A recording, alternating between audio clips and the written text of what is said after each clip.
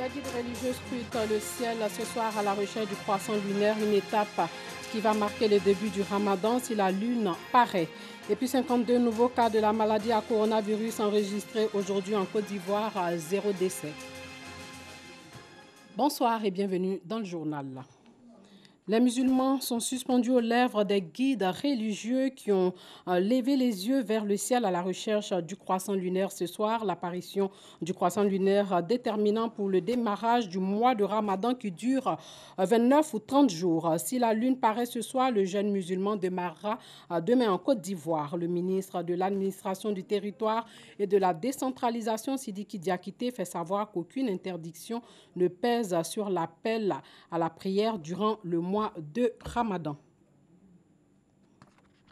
Sachez que la Côte d'Ivoire compte 52 nouveaux cas de la maladie à coronavirus aujourd'hui, ce qui porte le nombre de cas confirmés à 1004 et 0 décès. Le coronavirus plombe presque la quasi-totalité des secteurs d'activité, une crise sanitaire qui fait chuter exportation et chiffre d'affaires des exportateurs de la filière manga. Les usines de cantonnement ont dû réduire leur personnel, ce qui ralentit le système d'écoulement des productions vers Abidjan. Le reportage de Charles Tatou. La crise sanitaire qui secoue les pays du monde, dont la Côte d'Ivoire, impacte tous les domaines d'activité. Et les secteurs agricoles ne sont pas épargnés. Le cas de la filière mangue, fruit qui constitue le troisième produit agricole d'exportation des régions du Poro, de la Bagoué et du Tiologo. Contraintes par les mesures barrières, les usines de conditionnement fonctionnent chacune avec un personnel réduit. Il y a des mesures qui sont venues encore en plus. Par exemple, vous voyez qu'à l'entrée, on a quelqu'un qui prend systématiquement les températures de tous les employés qui viennent. Ça n'existait pas avant, mais maintenant, il faut le faire. Ensuite, les postes de lavage de mains sont mis un peu partout, tout au long de l'entreprise, alors qu'avant, c'était juste à l'entrée de l'atelier de travail qu'il fallait se laver les mains. Vous voyez, dans ce compartiment, on n'excède pas 50 personnes. Au plus, nous avons au moins peut-être une dizaine de personnes que vous voyez. C'était les autres années, peut-être on allait avoir près de 40 à 50 personnes ici comme main-d'œuvre. Les responsables de ces différentes unités industrielles veillent au grain pour que leurs travailleurs observent à 100% les mesures barrières. Il faut une distance entre les travailleurs de 1 mètre. Ça, c'est des choses qui ne se faisaient pas avant. Et encore, avec le port de cache-nez, c'est quelque chose qui n'était pas obligatoire. Mais maintenant, c'est pratiquement obligatoire. En matière d'hygiène, ces mesures n'ont fait que renforcer le système mis en place déjà par chaque usine de conditionnement. Mais cela a aussi augmenté les charges des opérateurs de cette filière. On a une dépense au niveau du savon qu'on met à l'entrée. On a une dépense au niveau de la facture de celui-ci à l'entrée de la station. Donc vous comprenez qu'en termes de production, si tout était normal, en 5 heures, on peut faire beaucoup. Autre réalité dans certaines usines. Le système de mise en place des normes, c'est évolutif. C'est-à-dire que j'atteins un niveau, je pense que je suis meilleur, mais s'il y a un auditeur encore, un œil supérieur qui vient voir et qui me dit encore il y a ça à ajouter, ça fait déjà un plus. Nous sommes du ministère de l'Agriculture. Le service, c'est l'inspection phyto qui est en charge de contrôler les fruits à l'exportation. Il y a plein de stations, depuis Korogo jusqu'à Ferke, et les agents du ministère sont déployés sur tous ces sites-là. Cette crise sanitaire rend extrêmement difficile la tâche des acteurs de la filière mangue.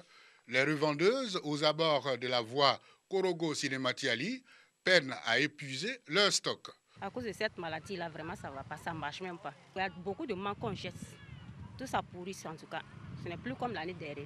Cette année, les chiffres d'affaires des concessionnaires de mangue vont même chuter.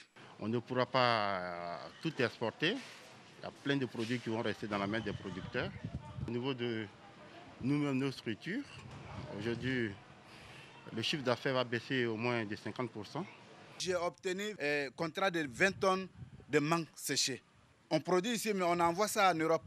Ceux qui doivent consommer, eux-mêmes, ils sont dans la maison. Donc, on devait commencer à l'air là, on devait être en train de travailler. Mais jusqu'à là, on n'a pas encore eu le financement. Les opérateurs de la filière déplorent également la lenteur du système d'écoulement de leur production vers Abidjan. Les camions qui viennent charger les conteneurs, on constate qu'ils sont bloqués à la sortie d'Abidjan. Donc vraiment, on lance un appel aux autorités. C'est des conteneurs vides qu'on les laisse passer, qui viennent rapidement charger, puisque c'est des denrées périssables. Une fois que c'est conditionné, ça n'attend que les conteneurs. Et quand on ne reçoit pas les conteneurs à temps, ça dit que ce produit-là, il sera foutu. La Côte d'Ivoire occupe le 3e rang des pays fournisseurs du marché européen, avec 32 400 tonnes par an. Avec toutes ces mesures barrières du fait de la situation de la pandémie du Covid-19, les opérateurs de la filière n'ont pas la certitude pour l'atteinte de la moitié de leur production d'exportation. La sensibilisation au respect des gestes barrières se multiplie dans les villages. À Tui village, situé dans le département de San Pedro, par exemple, des jeunes issus d'une fondation qui œuvre pour la scolarisation de la jeune fille sensibilisent en langue locale à l'aide de mégaphones. Le reportage de Sam Kona. À travers des messages en langue baoulé,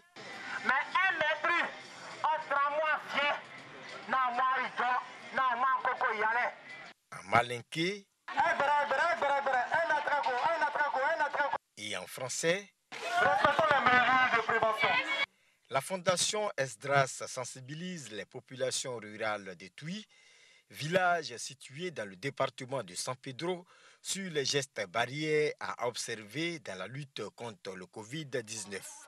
Mégaphone à la bouche, des jeunes sillonnent les ruelles du village et le marché pour passer le message. Depuis le 16 mars, nous avons commencé cette sensibilisation à travers le village. Et ce matin, nous sommes venus renforcer cette sensibilisation par ce petit geste, c'est-à-dire quelque chose pour que le village puisse s'habituer à laver les mains, s'habituer à respecter les mesures barrières. Une sensibilisation accompagnée de remises des kits sanitaires. Un geste salué par les populations des Tui qui ont promis respecter les mesures barrières pour freiner la propagation du coronavirus dans le département de San Pedro. Dans les marchés, nettoyage et désinfection sont de mise. La mairie de Sikensi a pulvérisé le marché de la commune pour juguler la maladie à coronavirus. Connais pas Gasso. Le grand marché de Sikensi, ville située dans la région de l'Anyébitiassa, au sud de la Côte d'Ivoire, fermé. La raison, ces agents de l'Institut national de l'hygiène publique, dans leur combinaison, le pulvérisent. Cette initiative de la municipalité s'inscrit dans le cadre de la lutte contre la crise sanitaire du nouveau coronavirus. Le premier magistrat de la commune s'est rendu sur les lieux pour constater le travail sur le terrain. Ngatabri Joseph s'est dit satisfait et fier de l'effort des agents de l'INHP. L'objectif final, c'est la désinfection. C'est-à-dire tuer les germes, les microbes qui peuvent entraîner la maladie chez l'homme. Mais comme on ne désinfecte que ce qui est propre, donc il faut d'abord nettoyer, il faut laver.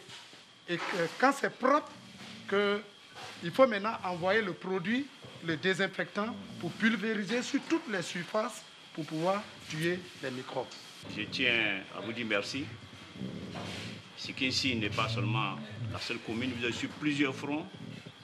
Et c'est un soulagement pour moi et pour ma population de vous avoir reçu pour nous aider à préserver la santé de cette population. Le maire n'a pas manqué de sensibiliser les habitants de sa circonscription au strict respect des mesures barrières prises par le gouvernement avant de leur expliquer les principes de base de protection contre la maladie à coronavirus Covid-19. C'est l'homme qui déplace cette maladie. C'est pourquoi l'État ivoirien a préféré isoler la ville d'Abidjan des villes de l'intérieur. J'aimerais que cette population, surtout la population de Sikensi, se conforme à ces règles, à ces dispositions prises par l'État ivoirien, afin que cette maladie soit vite boostée hors de nos frontières. Avant l'étape de la pulvérisation, les agents de la municipalité, eux, ont procédé au nettoyage du marché. Cette action de la municipalité est saluée par les populations. Dans le marché, il y a plusieurs endroits où il a posé des fûts, dans les gares, pour que la population puisse vraiment laver les mains. Et ce geste qui vient d'être fait aujourd'hui, qui consiste à nettoyer, le marché a été nettoyé dans son entièreté et ensuite désinfecté. Nous ne pouvons que lui dire merci. Ils ont nettoyé le marché, ils ont pompé. Nous sommes très contents parce que nous n'aurons plus de saleté, de maladies. Donc nous remercions tous ceux qui sont venus à notre secours. En plus du grand marché, tous les petits marchés, selon le maire, ont été depuis le 19 mars désinfectés pour le bonheur des commerçants et des populations de Sikensi.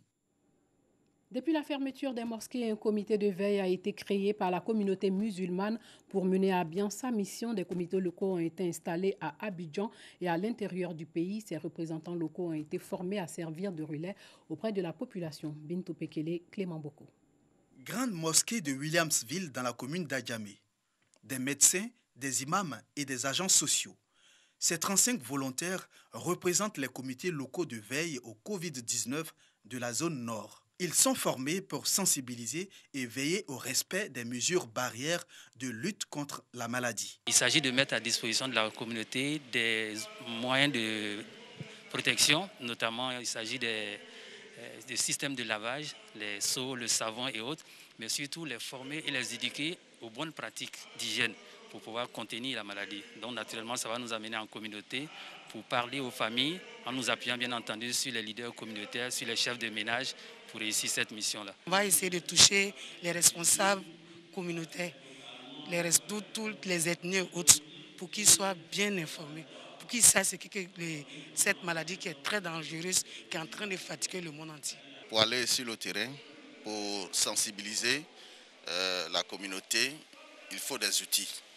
Donc si vous n'avez pas de directives à suivre, souvent vous allez vous tromper dans votre mission. Cette formation est la bienvenue et nous avons bien appris. Je pense qu'à notre retour, nous savons qu'est-ce qu'il faut faire sur le terrain, Inch'Allah. Après la feuille de route dressée, des kits de travail ont été remis à ces représentants pour assurer leur mission. Pour le président national du comité de veille au Covid-19, Imam Bachir Ouattara, ces sites serviront de relais. Nous avons décidé la mise en place des comités locaux dans 119 chefs de département. Aujourd'hui, c'est le tour du district d'Abidjan. Nous allons installer les représentants locaux d'Abidjan Nord et Abidjan Sud. L'objectif, c'est de mettre en place ces comités locaux pour leur permettre de travailler, d'être nos relais auprès des populations. Donc, ils sont dans toutes les communes et toutes les localités qui représentent le comité de veille. Et sont nos relais en matière de sensibilisation, d'information et de conscientisation. Ces mesures prises par les autorités sont conformes à la charia. Donc, les musulmans sont obligés de suivre ces directives-là pour préserver leur santé, se protéger et protéger leurs semblables. Dans chacune des 13 communes du district autonome d'Abidjan, seront installés un médecin, 2 imams et un agent social pour assurer la veille à la maladie du Covid-19. Sachez que la lune a été observée à Bondoukou tout à l'heure par les guides religieux musulmans. Le jeûne musulman démarre donc demain, vendredi, sur toute l'étendue du territoire. Et puis le ministre de l'administration du territoire et de la décentralisation, Sidiki Diakité, fait savoir qu'aucune interdiction ne pèse sur l'appel à la prière durant le mois de Ramadan dévolu aux jeunes musulmans. Parlons météorologie. Pour prévenir les inondations en cette saison des pluies, l'Office national de la protection civile, ONPC, et la Sodexam conjuguent leurs forces. 47 acteurs impliqués dans la gestion et la prévention des inondations sont formés à l'interprétation des données météorologiques. Clément Boko. Tous les ans, plusieurs zones de la Côte d'Ivoire sont frappées par des inondations. Ces catastrophes naturelles endeuillent bien de familles et causent d'énormes dégâts matériels. En prélude à la prochaine saison des pluies, l'Office national de la protection civile ONPC et la Sodexam organisent un atelier de renforcement de capacité. Objectif, mieux comprendre et interpréter les informations des services de météorologie de la Sodexam. Il s'agit pour chacun à son niveau de prendre des dispositions après avoir reçu ces informations-là pour la protection des populations, la protection des biens pendant cette saison des pluies, en cas d'inondation. Nous recevons des alertes météo, mais ce n'est pas toujours que les acteurs qui interviennent, à savoir les institutionnels, les communautaires, prennent la pleine mesure des alertes qui nous sont données par le service météo de la Sodexam. Donc, la séance de ce matin est un renforcement des capacités de tous ces acteurs-là pour que nous ayons une lecture commune et qu'au plan sectoriel, chacun puisse prendre des dispositions dans le cadre de la préparation et de la riposte contre les effets néfastes des pluies. Ce sont au total 47 personnes qui bénéficient de cette formation. L'ONPC pourra compter sur ces acteurs pour des actions efficaces lors des prochaines pluies diluviennes. Voilà, c'est tout pour ce journal. Merci de nous avoir suivis et que Dieu, le médecin par excellence, guérisse tous les malades du coronavirus.